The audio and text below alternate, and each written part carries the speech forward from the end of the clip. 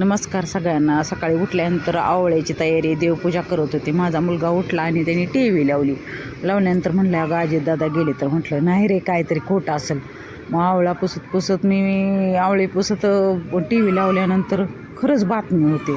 ते तसेच ठेवले आवळे पुसत आणि टी व्हीच्या समोर जाऊन बसले. इतकं जे वाईट वाटलं ना, खूप म्हणजे खूप वाईट वाटलं मला तर. खरंच इतकी दुःखद घटना ऐकायला मिळाली ना, खूप वाईट वाटले. तसंच मग ते आवळे आता खराब होतील म्हणून स्वच्छ धुतले होते आणि त्याला टोचून घेतलं आवळ्यांना अशा सगळ्या.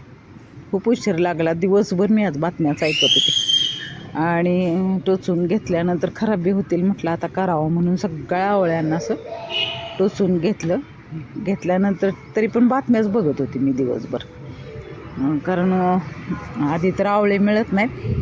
इतकं जीव वाईट वाटत होतं, मन सुन्न करण्यात देणारी बातमीच होती ही सकाळी सकाळी. तरी पण तसंच बातम्या ऐकत सगळे हे काम करत हे आवळे टोचून घेतले आणि आज दिवसच फार वाईट गेला खरं सांगायचं म्हणजे. आज छोटासा व्हिडिओ झाला. नंतर 1.5 किलो आवळ्याला 1 किलो साखर घेतली आणि त्याच्यात असे सगळे टोचून आवळे टाकून घेतले. फ्रेश ताजे इतके जे रस होता ना आवळ्यांमध्ये, हे टोचून घ्यायलाच मला जवळजवळ एक अर्धा पाऊण तास लागला. आज सकाळ करमतच नाही खरं म्हणजे.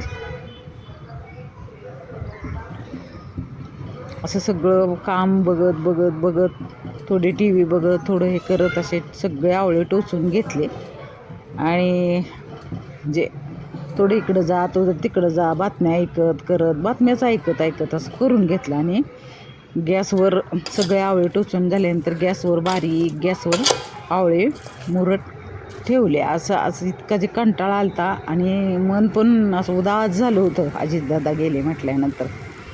असं बारीक गॅसवर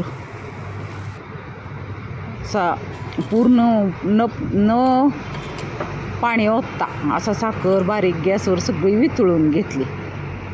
कारण आवळे खाणं म्हणजे केसांसाठी पण आणि अमृत आहे आवळे म्हणून.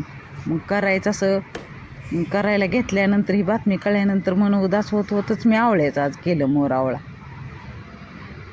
आज दिवसभर तेच एकच काम करत होते, पण खूप उशीरपर्यंत करत होते. अशी आवळ्याची रेसिपी तयार झाली आणि गॅस बंद करून टाकलं. इतकेच